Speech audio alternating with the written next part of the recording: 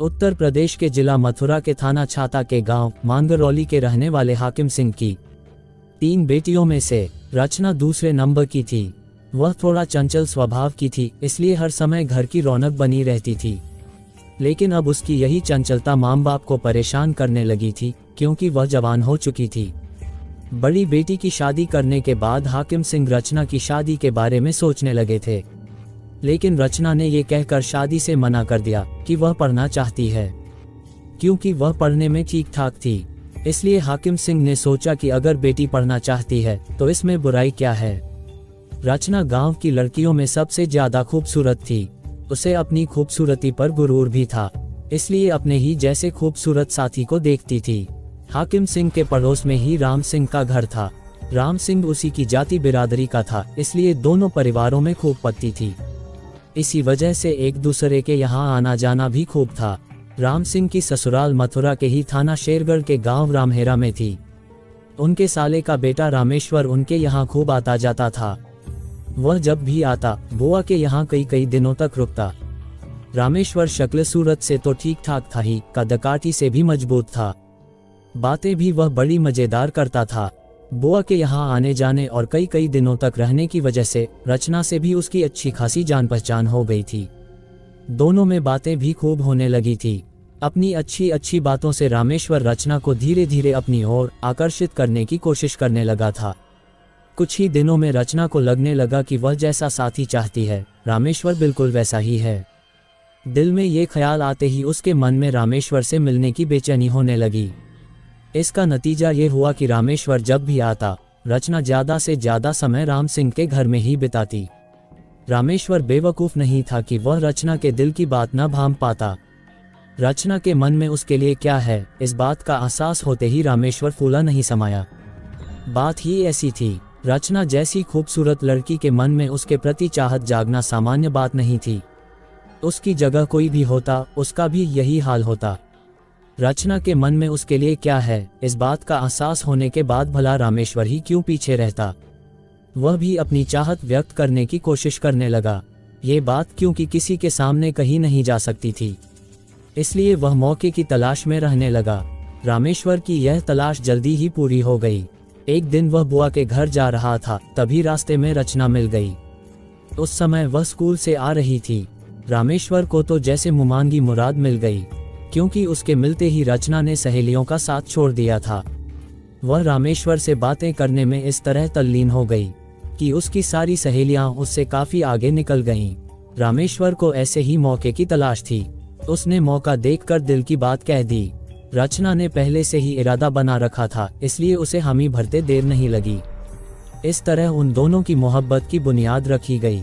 तो धीरे धीरे उस पर प्यार की दीवारें भी खड़ी होने लगीं। लेकिन उनके प्यार की इमारत तैयार होती, उसके पहले ही लोगों को उन पर शक होने लगा। इसकी वजह यह थी कि रचना को लगता था कि वह जो कर रही है किसी को पता नहीं है। वह बेखौफ होती गई। उसका बेखौफ होना ही उसके प्यार की चुगली कर गया। रामेश्वर से मिलना जुलना, हंसना खिलखिलाना तमाम लोगों की नजरों में आया, तो उसकी इन्हीं हरकतों से उसकी माँ को भी संदेह हो गया। संदेह हुआ तो रामवती रचना पर नजर रखने लगी। जल्दी ही उसे पता चल गया कि रचना का पड़ोसी राम सिंह के रिश्तेदार रामेश्वर से कुछ ज्यादा ही मिलना जुलना होता है। रामवती के लिए ये चिंता की बात थी। उससे भी ज्यादा चिंता की बात यह थी कि बिटिया पढ़ी लिखी होने के साथ साथ बालिग भी हो चुकी थी। अगर वह कोई उल्टा सीधा कदम उठा लेती तो उनके पास तमाशा देखने के अलावा दूसरा कोई उपाय नहीं था। इसलिए उसने हाकिम सिंह से पूरी बात बताकर जल्दी से जल्दी रचना के लिए घरवर ढूंढने को कहा। बेटी की इस हरकत के बारे में जानकर हाकिम सिंह हैरान रह गया। जिस बेटी को उसने हमेशा पलकों पर बैठाए रखा, वही उसकी इज्जत का जनाजा निकालने पर तुली थी। हाकिम सिंह ने पत्नी की बातें सुन तो ली थीं, लेकिन उसे विश्वास नहीं हुआ था कि रचना ऐसा कर सकती है। सच्चाई जानने के लिए उन्होंने रचना से पूछा तो वह साफ मुकर गई। उसने कहा कि उसका रामेश्वर से कोई लेना देना नहीं है। रचना ने भले ही झूठ बोलकर बाप को संतुष्ट कर दिया था, लेकिन हाकिम सिंह को अब रामेश्वर खटकने लगा था। उसने राम सिंह से बात की। रामेश्वर भले ही रिश्तेदार था, लेकिन हाकिम सिंह पड़ोसी ही नहीं था, बल्कि जाति बिरादरी का भी था। बात गांव और परिवार की इज्जत की थी, इसलिए उसने रामेश्वर को काफी डांटा फटकारा। उसने उससे यहाँ तक कह दिया कि वह उसके घर तभी आए जब कोई बहुत जरूरी काम हो। रचना पर भी सख्ती की जाने लगी, जिससे रामेश्वर से उसका मिलना जुलना नामुमकिन सा हो गया। बंदिशों से प्यार कम होने के बजाय बढ़ता ही है। रचना और रामेश्वर का प्यार बढ़ा जरूर, लेकिन वे कुछ कर पाते उसके पहले ही राम सिंह की मदद से हाकिम सिंह ने रचना की शादी मथुरा के ही थाना गोवर्धन के गांव मडौरा के रहने वाले पतिराम के बेटे बिहारी से तय कर दी। दरअसल पतिराम की बेटी राम सिंह की सलहज थी। इसी रिश्ते की वजह से राम सिंह ने यह शादी तय करा दी थी। पतिराम का खाता पीता परिवार था। उसके 3 बेटे थे, मोहर सिंह, बिहारी सिंह और रोहतान सिंह। पतिराम के पास खेती की जो जमीन थी उस पर पतिराम और उसके बेटे मेहनत से खेती करते थे, इसलिए घर परिवार में खुशी और समृद्धि थी। जब रचना को पता चला कि घर वालों ने उसकी शादी तय कर दी है तो उसने तुरंत रामेश्वर को फोन किया। प्रेमिका की शादी तय हो जाने की बात सुनकर वह बेचैन हो उठा। वह रचना से शादी तो करना चाहता था, लेकिन उसकी मजबूरी ये थी कि अभी वह बेरोजगार था। उसके पास इतना पैसा भी नहीं था कि वह रचना को भगा ले जाता। इसलिए उसने मजबूरी जाहिर करते हुए पूछा, रचना, तुम्हारी शादी कहाँ तय हुई है? जब तुम कुछ कर नहीं सकते तो ये जानकर क्या करोगे? रचना तुनक कर बोली, भले ही अभी कुछ नहीं कर पा रहा हूँ, लेकिन हमारे हालात हमेशा ऐसे ही थोड़े रहेंगे। जब सब ठीक ठाक हो जाएगा तब तो कुछ कर सकेंगे, इसीलिए पूछ रहा था। रामेश्वर ने रचना को सांत्वना देते हुए कहा, राम सिंह चाचा की कोई रिश्तेदारी मडौरा में है, वहीं किसी के यहाँ तय कराए है। रचना ने जवाब दिया, मडौरा में किसके यहाँ हो रही है? वहाँ तो मेरा ननिहाल है। कहीं तुम्हारी शादी बिहारी से तो नहीं हो रही है? रामेश्वर ने चहक कर कहा, मुझे पता चला है कि बिहारी मामा की शादी तय हो गई है, लेकिन मुझे यह नहीं मालूम कि उनकी शादी कहाँ तय हुई है। शायद उन्हीं के साथ हो रही है। वह तुम्हारे सगे मामा हैं? रचना ने हैरानी से पूछा। हाँ, बिहारी मेरे सगे मामा हैं। अगर उनके साथ तुम्हारा विवाह हो रहा है तो हम पहले की ही तरह मिलते रहेंगे। उसके बाद जब हमारे हालात सुधर जाएंगे तो हम भागकर शादी कर लेंगे। रामेश्वर ने कहा, शादी के बाद क्या होगा ये बात की बात है, दूसरे के घर जाकर स्थिति कैसी बनेगी ये तो वहां जाने पर ही पता चलेगा ना। मैं तुम पर कैसे भरोसा कर सकती हूँ? जब तुम अभी कुछ नहीं कर सकते तो दूसरी की हो जाने के बाद तुम मेरे लिए क्या कर पाओगे? अब मुझे तुम पर विश्वास नहीं रहा, कहकर रचना ने फोन काट दिया। अपने इस काया प्रेमी पर रचना को बहुत गुस्सा आया था। वह समझ गई कि यह सिर्फ बड़ी बड़ी बातें करके केवल सपने दिखा सकता है, कर कुछ नहीं सकता। एक से एक प्रेमी हैं जो प्रेमिका के लिए जान देने को तैयार रहते हैं। एक ये है जो बहाने बनाकर पीछा छुड़ाकर भाग रहा है। यही सब सोचकर उसने तय कर लिया कि अब वह उससे बात नहीं करेगी। अगर ससुराल में मिलेगा तो दुत्कार कर भगा देगी। रचना का विवाह बिहारी से हो गया। वह विदा होकर ससुराल आ गई। इस तरह वह अपने प्रेमी रामेश्वर की मामी बन गई। शादी में रामेश्वर मामा की बारात में तो गया ही था, बारात लौटी तो रचना से मिलने के चक्कर में रुक भी गया। उसे उम्मीद थी कि मौका मिलेगा तो रचना उससे बात करेगी, लेकिन रचना ने उसकी ओर देखा तक नहीं। अगर कभी सामने पड़ा भी तो उसने मुंह फेर लिया। रामेश्वर की समझ में नहीं आ रहा था कि वह रचना को कैसे समझाए कि वह उसे बहुत प्यार करता है, लेकिन उसे भगाकर अपनी अलग दुनिया बसाने का उसके पास कोई साधन नहीं था, इसलिए वह पीछे हट गया था। रचना के लिए उसके मन में जो चाहत है वह आज भी कम नहीं हुई है। रामेश्वर काफी परेशान था क्योंकि वह प्रेमिका को दिखाए सपनों को पूरा नहीं कर सका था। रामेश्वर जब भी मामा के यहाँ आता रचना से बात करने की कोशिश करता, लेकिन रचना उसे मौका ही नहीं देती थी। संयोग से एक दिन वह ऐसे मौके पर मामा के घर पहुंचा जब रचना घर में अकेली थी। उसे देखकर रचना को गुस्सा आ गया। उसने उससे तुरंत वापस जाने को कहा। रचना के गुस्से की परवाह किए बगैर रामेश्वर ने गिड़गिड़ाते हुए कहा, रचना, मैं आज भी तुमसे उतना ही प्यार करता हूँ जितना पहले करता था। यही नहीं, मैं तुम्हें इतना ही प्यार पूरी जिंदगी करता रहूंगा और किसी दूसरी लड़की से शादी भी नहीं करूंगा। मैं मजबूर था, भावनाओं में बहकर मैं तुम्हें भगा तो ले जाता, लेकिन बाद में जो परेशानी होती उसका दोष तुम मुझे ही देती। रचना ने जब रामेश्वर की बात पर गंभीरता से विचार किया तो उसकी बात उसे सच लगी, लेकिन उसके सपनों की दुनिया तो उजड़ चुकी थी।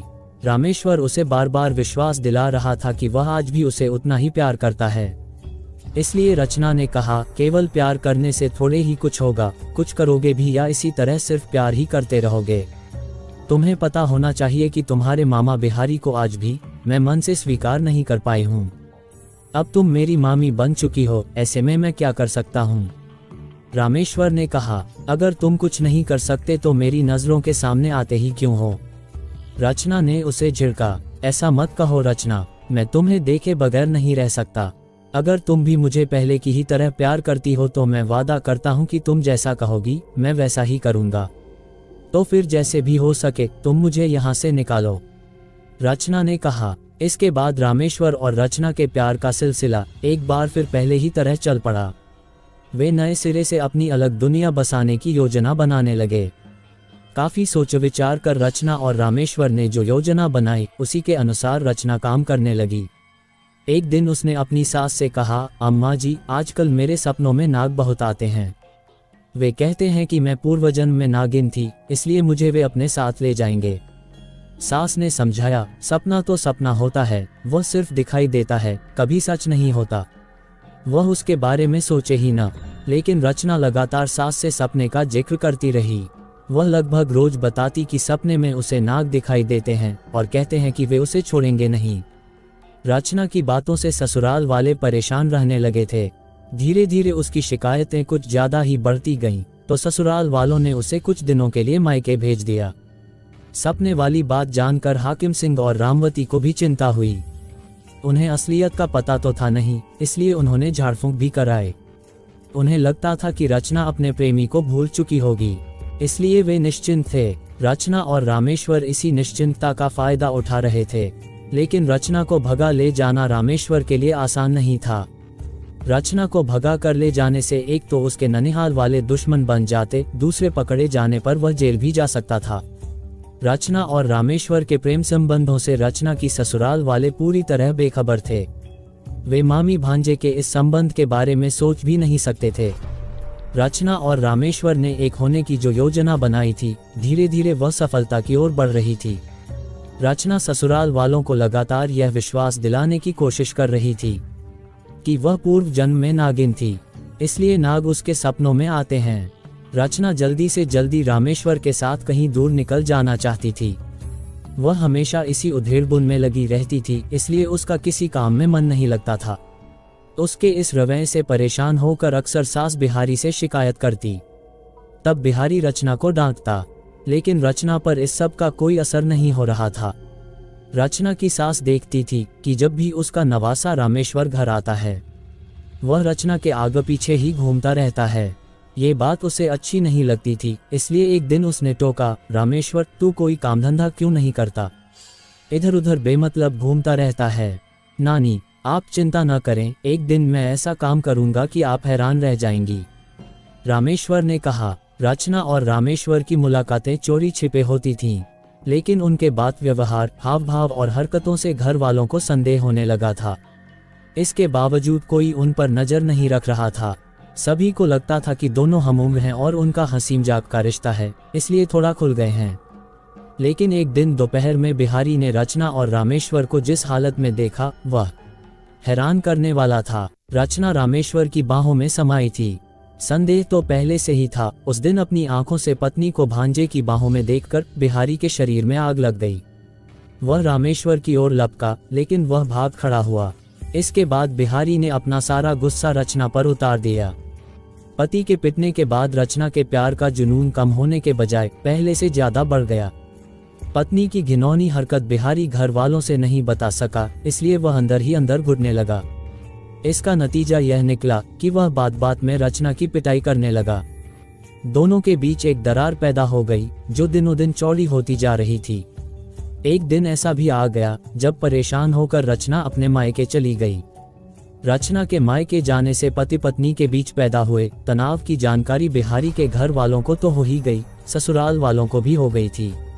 सभी ने सोचा कि कुछ दिनों में सब ठीक हो जाएगा, लेकिन हाकिम सिंह की परेशानी तब बढ़ गई जब कई महीने बीत जाने के बाद भी रचना को कोई विदा कराने नहीं आया। उन्होंने समधी को फोन किया तो पतिराम ने कहा, परेशान मत होइए समधी जी, जल्दी ही मैं बहू को विदा कराने के लिए बिहारी को भेज रहा हूँ। पतिराम ने अच्छी तरह बात की थी, इसलिए हाकिम सिंह को लगा कि चिंता की कोई बात नहीं है। जब सब ठीक ठाक है तो अगर उसकी ससुराल से कोई नहीं आता तो वह स्वयं ही रचना को छोड़ आएगा। लेकिन उसे ऐसा नहीं करना पड़ा, क्योंकि पतिराम ने अपने यहाँ देवी जागरण कराया। तो रचना का जेठ मोहर सिंह भांजे पूरन के साथ रचना को विदा कराने मांगरौली जा पहुंचा। रचना ससुराल जाना तो नहीं चाहती थी, लेकिन वह देख रही थी कि उसकी वजह से मम्मी पापा बहुत परेशान है, इसलिए वह मना नहीं कर सकी और जेठ के साथ ससुराल आ गई। रचना काफी दिनों बाद ससुराल आई थी, इसलिए सास ने उसे हाथों हाथ लिया। बिहारी को भी लगा कि अब रचना को अपनी गलती का एहसास हो गया होगा, इसलिए उसने भी उससे प्यार से बात की। रचना का भी व्यवहार सामान्य था। देवी जागरण का जो आयोजन था वह भी धूमधाम से हो गया। लेकिन इसके बाद उस घर में जो कुछ हुआ वह काफी हैरान करने वाला था। 31 मई 2014 की रात पतिराम का पूरा परिवार खा पी कर आराम से सोया।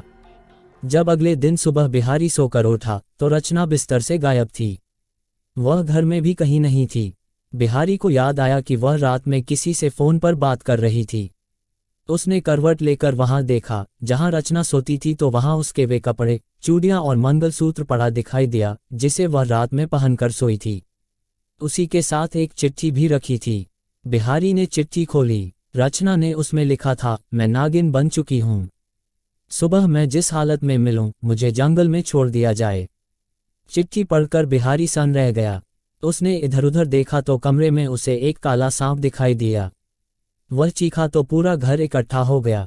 उसने पूरी बात घर वालों को बताई तो सभी हैरान रह गए। कुछ ही देर में यह बात पूरे गांव में फैल गई। इसके बाद पूरा गांव पतिराम के घर इकट्ठा हो गया। पतिराम ने हाकिम सिंह को फोन किया कि उनकी बेटी रचना नागिन बन गई है। हाकिम सिंह भी हैरान रह गया।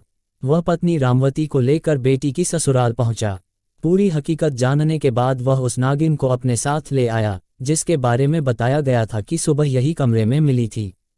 रचना के नागिन बन जाने की बात आसपास फैली तो दूर दूर से लोग उस नागिन को देखने हाकिम सिंह के घर आने लगे।